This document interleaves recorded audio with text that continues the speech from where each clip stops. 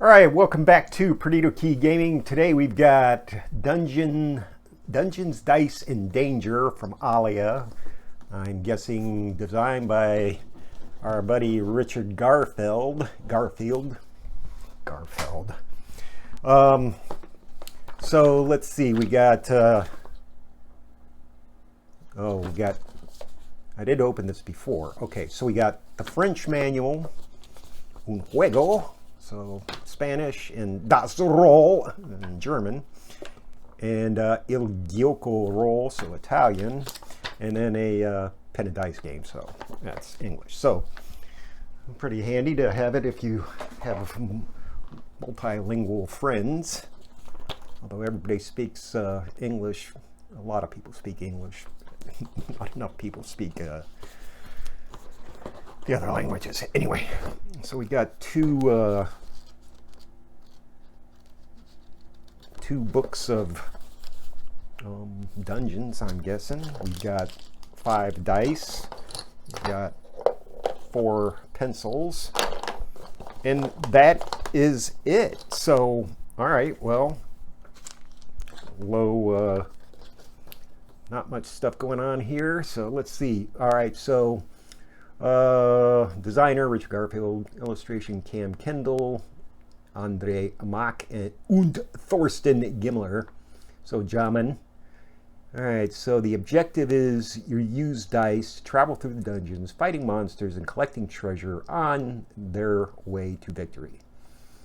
The player with most victory points wins, so 200 adventure sheets, so 50 of each type, 4 pencils, and you roll dice to advance further through the dungeon map on each round. The player with the most victory points. Okay. Got that part. All right, so how to play. You've got there's 4 different adventures: annoyed animals, clumsy cultists, puzzled pyramid, and defiant dinosaurs, arranged into novice, easy, standard, and expert. So you get special on the map.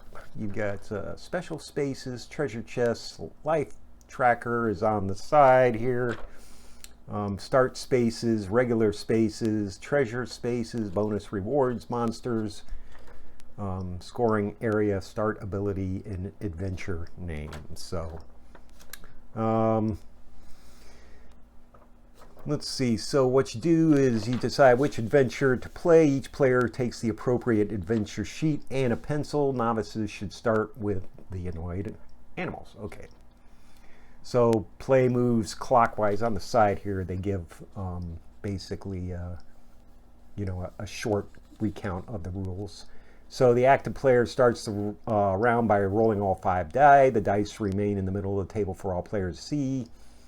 Each player builds 2 pairs of dice combination from the 4 rolled dice, and the players calculate the total value of each pair on the dice. If a passive player chooses to play a black dice, the active player may choose to roll the rolled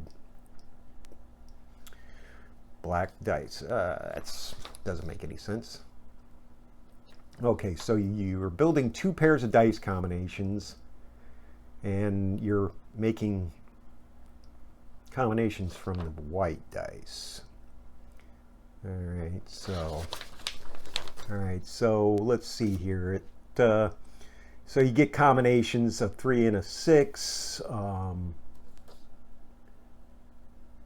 So there's 9 different combinations. You can the active player can choose to replace the white die with a black die in one of their pairs. Once the players have calculated the value of each pair, they cross out 2 corresponding numbered spaces on their dungeon map. They're counted as visited and cannot be visited again. So if you get a combination of, say, 2, you can cross out the 2 thing, something like that. This is very simple, it looks like, but it's probably going to take a couple of read-throughs to check it out. So players cross out spaces adjacent to the monster room to access it. A passive player can use the black die if they cross out a black die symbol from their adventure sheet. And you check off the boxes as said. and you cannot use both pairs of dice. Who cannot use both pairs must cross out a life point for each unused pair. So treasure 2 victory points, and then you got one that's worth 3 victory points. If you fight a monster, to deal damage, you gotta play 1 dice pair corresponding to one of the monster's room numbers, 4, 5, or 8 in this case for the white wolf. And you deal lethal damage, meaning all of its life point boxes have been checked out. So there's fighting monsters, there's gaining treasure. You end the game when each monster has been defeated by at least one player. Collectively, amongst all players, players finish the current round, then proceed to scoring. The first player to finish is not necessarily the winner, so victory points again are the big ones. So the boss obviously is going to be the toughest. Then you got the scoring system. Puzzle Defiant Dinosaurs, and then they do have a solo game option. You roll all 5 dice, but always acts as a passive player. You can only use black dice ability by taking 1 black die from the start ability area, or 1 die from your treasure chest, and you always gain the higher gem reward for defeating a monster. Then you got a chart saying how well you did, and then some sort of frog. But yeah, looks simple, but with you got 11 pages of rules, and doesn't look like it would take that long to play.